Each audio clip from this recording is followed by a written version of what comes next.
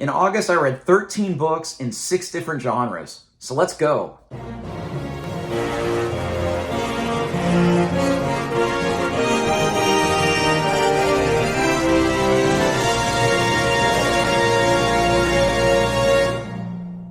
Hey everyone, and welcome to my August book roundup. I'm going to give you short reviews and ratings for the 13 books that I read this month.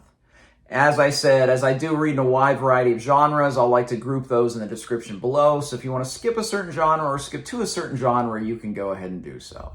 But let's go ahead and jump in. These are a lot of books to talk about. Make sure, though, if you do skip around, you jump to the very end, because my best read this month was truly S-tier material that I want to talk to you all about.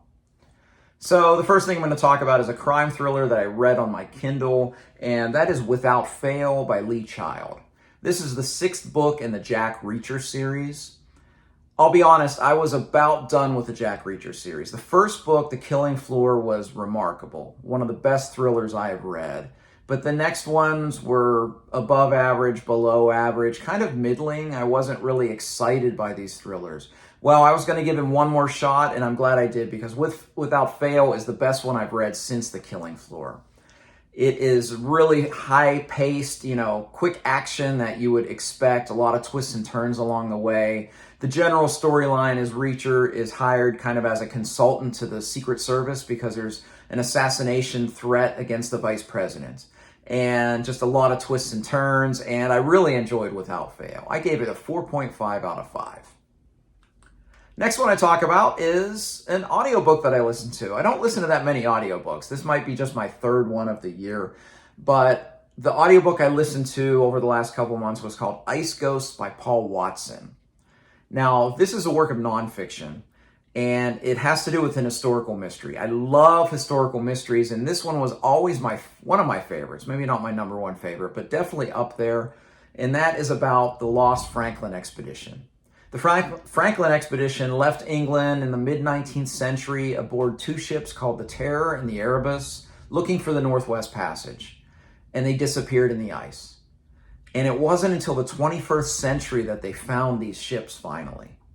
This was a very well-researched book by a very highly touted author. I didn't give it a top rating. There was really a missed opportunity with this book. It was well-researched, and he told the story chronologically. And that was the problem with this book. I wish he would have kept the mystery alive.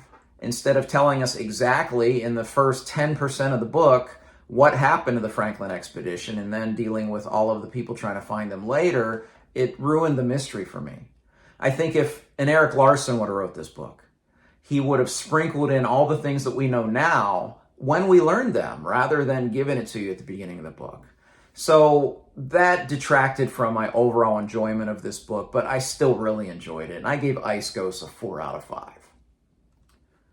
Up next is a work of philosophy. I haven't read philosophy in quite some time, and I picked up this really gorgeous edition, this leather-bound edition of The Art of War and Other Classics of Eastern Philosophy. Now, my kind of middle rating for this is kind of my own shortcomings. I think I read this too fast, and I think I tried to read too much in too short a time, because as I got further into this volume, I found myself just rereading things and glossing over things, and I just don't feel that I was able to give it the amount of focus that it takes to truly enjoy this. But I will say, early on in this volume, I loved it. It's the first time I'd ever read The Art of War, and I saw a lot of applications in real life. One such example, he's talking about military commanders, and he talks about if the commander doesn't give a very clear and concise instruction and the army fails, it's the commander's fault.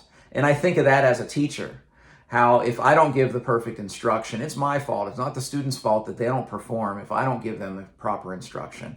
So there were nuggets of wisdom in there. I also liked how this volume started with The Art of War, and then it presented it again with a lot of commentary through centuries of commentators about this work. So overall, I gave this volume a 3 out of 5, but that's kind of my shortcoming. I think this is a book that maybe in the future what I'll do is I'll just turn to the Tao Te Ching and read that. And then several months later, maybe then I'll read the Confucian Analects or something like that. So this was a 3 out of 5, but I am glad that I read it because I did get quite a bit out of The Art of War in particular. All right, up next we have the science fiction genre, and we're going to start with Shadows in Flight by Orson Scott Card. This is the 5th book in the Ender Shadow series. Really quick read, less than 3 hours for me to put this down. A bit disappointing. I felt it seemed more like a bloated novella than a short novel. And there were 4 characters. It was a very slight tale. Didn't really like 3 of the characters. If you want to see further thoughts on this, I had a 5 or 6 minute review of Shadows in Flight that I already posted on my channel. So if you want to check that out, you can get my full review for Shadows in Flight. But overall, one of the more forgettable and even skippable tales in the Ender universe. I gave Shadows in Flight a 2.5 out of 5. Now, the next work of science fiction is the polar opposite. It is not skippable. In fact, I don't consider anything a must-read, but this is pretty close because I feel this is an important work, and that is Kindred by Octavia E. Butler. So Kindred is the story of a modern day, at least 1970s modern day, Black woman who is thrown back in time into the antebellum South in the early 18th century, 19th century, to rescue a child. And she keeps bouncing back and forth in time, rescuing this child who eventually grows into an adult. And some of the times when she goes back, she stays a bit longer. Sometimes it's very quick. But what we get to see is we get to see slavery through the eyes of a modern woman.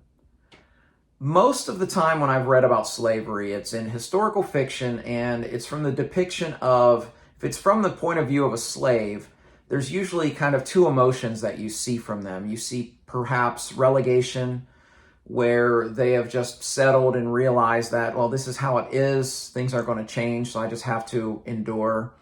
Or there's the hopeful ones. Well, seeing it in this book from a modern woman's perspective, one who knows things should be better and knows things will be better, I felt that the horrific nature of slavery really just felt so much more visceral. I felt it so much more keenly in this volume than anything I've read. If there's one fault to this book, I felt that the epilogue at the end, which was only 4 pages, was insufficient for me to feel any closure at the end of this book. That's the only reason I don't give Kindred a 5 out of 5. I gave it a 4.5 out of 5. I do feel that it is a very important work, very well told, and I give it a very high recommendation. Okay, up next, not technically genre, but I grouped 2 different short story collections into one. We have a work of magical realism first, and this is by Haruki Murakami, first person singular. And this short story collection was a little uneven, like most short story collections, but it had some of the Murakami charm and some of the just enthralling tales and a few forgettable tales, unfortunately. I misspoke when I talked about this book during my book haul. I said it was the first time I'd read short fiction by Murakami. That's not true. I forgot I had read The Elephant Vanishes, which is a short story collection that I read very early on in my Murakami discovery of him as an author. I think it was probably the second book of his that I'd read, so I'd forgotten about that. This one had some good ones. The one with the talking monkey was very interesting. Again, it's magical realism and it's Murakami, so there's just some strangeness in all of these tales. Some of these tales were semi-autobiographical, which I found very interesting. I really enjoyed, there was one that was kind of his love affair to jazz, which I love jazz as well. It kind of talked about his love affair for the saxophonist Charlie Parker. And there was one that dealt with, I think, something in his past life, but it was centered around the music of the Beatles, and I enjoyed that as well. And there were a couple just really strange head scratchers where I kind of finished and said, I don't know what he was going for in that short story. But overall, quick read. I read this entirely on a flight, and I did enjoy it. I gave First Person Singular by Haruki Murakami a 3 out of 5. Now, my other short story collection was delightful, and that is Tales from the Perilous Realm by J.R.R. Tolkien. Most of the Tolkien I've read in the last few years has been more of the drier, historical type of Tolkien. I have read The Silmarillion, the unfinished tales, and all three of the great tales. Hey, I rambled here, so let me just interject and make it a little more succinct. What I was talking about is how historic a lot of those tales seemed, although some of them did have some great storytelling elements. But these are some things that he published in his lifetime, and they were primarily stories that he told his children, so they felt a lot more like The Hobbit. So much different kind of storytelling in The Hobbit than The Silmarillion, as an example. My favorite was Farmer Giles of Ham, but I also love Smith of Wootton Major was great. Leaf by Niggle was somewhat existential. And I even enjoyed The Adventures of Tom Bombadil. Not that I don't love Tom Bombadil, but it's told in verse, and I kind of have a love-hate relationship with verse because, frankly, I don't always understand when something's written in a poetic manner. I don't always connect with it like I do something in a prose style, but the way it was written, it was in 16 different parts, so for an amateur poetry reader, it was a lot easier to digest. But I really enjoyed Tales from the Perilous Realm. I gave this one a 4 out of 5. All right, on to the fantasy genre. I read 3 things in the fantasy genre this month. First I'll talk about is The Alloy of Law by Brandon Sanderson. This is the first book in Mistborn Era 1, the Wax and Wane books, which is a mishmash of Western and fantasy. And this was a reread. I'm rereading the first 3 books of this series in anticipation of The Lost Metal being released in November. I was disappointed in this. I'm always interested in rereads, what I think, and finding out what's different from the first time that I read. Well, the most interesting thing to me that I found when I reread The Alloy of Law is that I love the Western elements, and I didn't really like the fantasy elements. Let me preface this next statement by saying that Sanderson is a top 10 author for me. But I will say there are a couple things that I don't like about Sanderson's writing style, and one was on full effect in this book. I think sometimes Brandon Sanderson gets a little too enamored with his magic systems, and he just wants to explain it to you. And I find it really boring. And there was a lot of that in here because allomancy and Feruchemy have expanded beyond what they were in the first trilogy. So he felt the need to explain. And when that happens, it almost seems like he forgets that he's supposed to be telling a story. That was my biggest fault with Rhythm of War. The experiments of Stormlight just ground that narrative to a halt, in my opinion.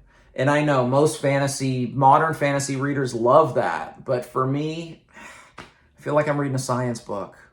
So, Alloy of Law, kind of a middling book, in my opinion, especially when Sanderson, I know the heights that he can reach with his great stories.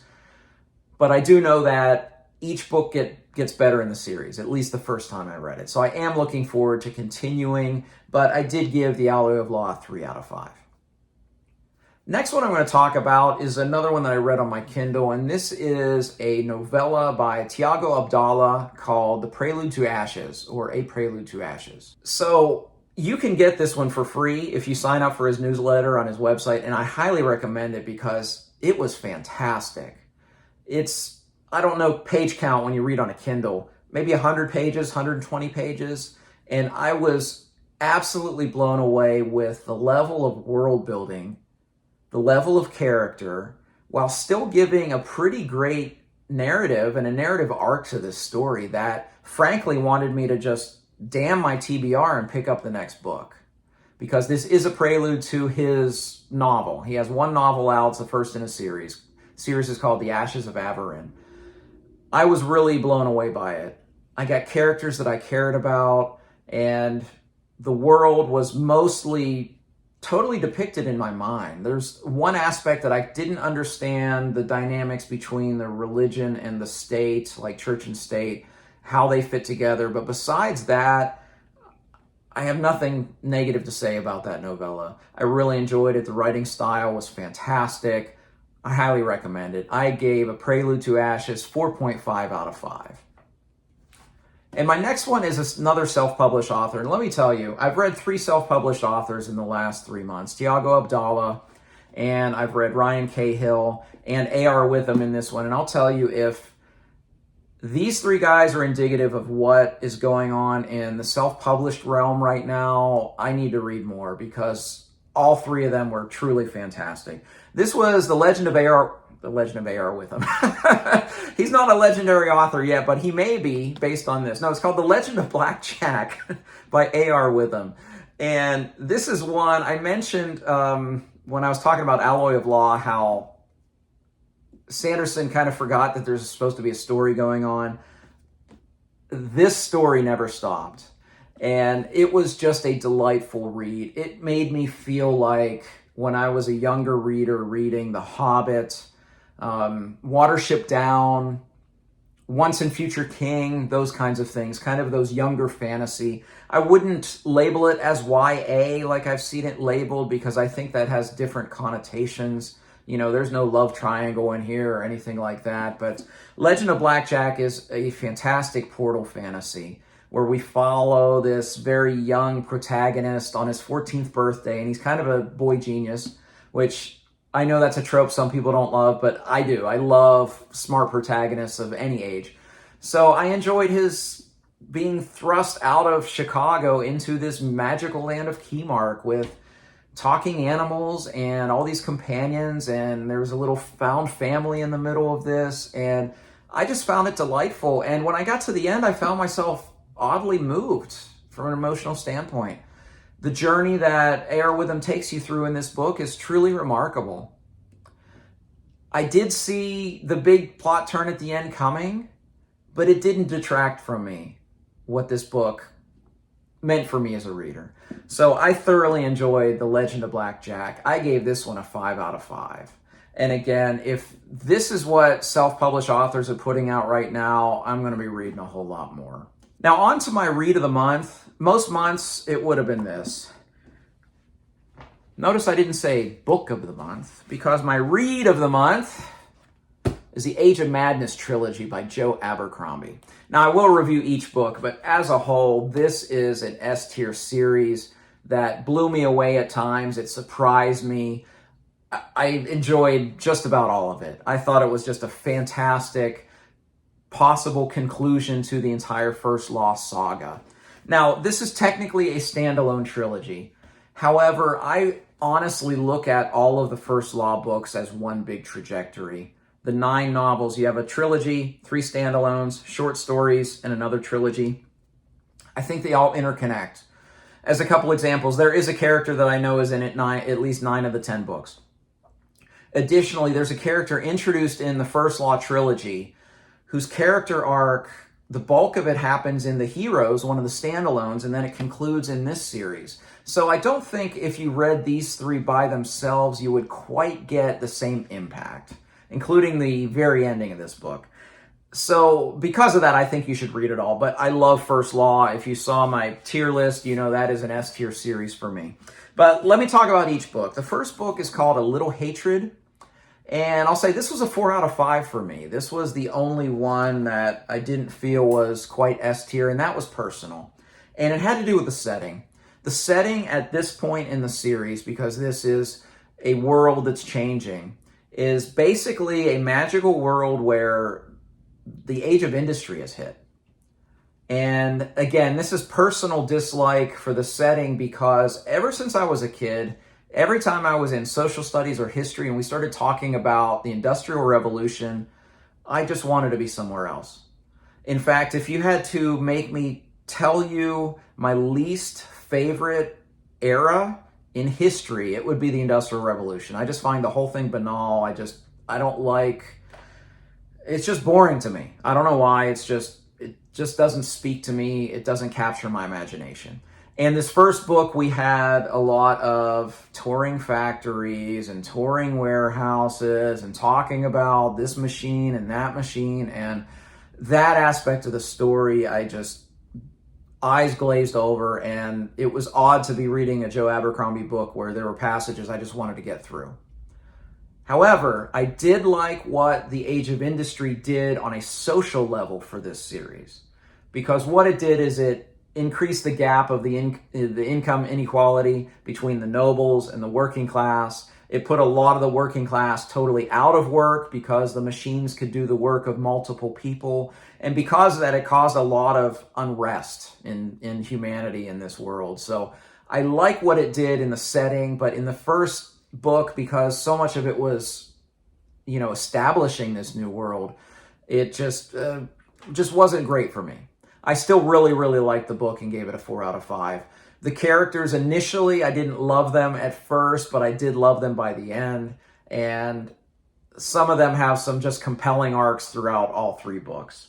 Now, the second book, The Trouble with Peace, I was thinking about this one during my run this morning. I don't think I have a single negative thing to say about The Trouble with Peace. I honestly think this is as close as you can get to a perfect book.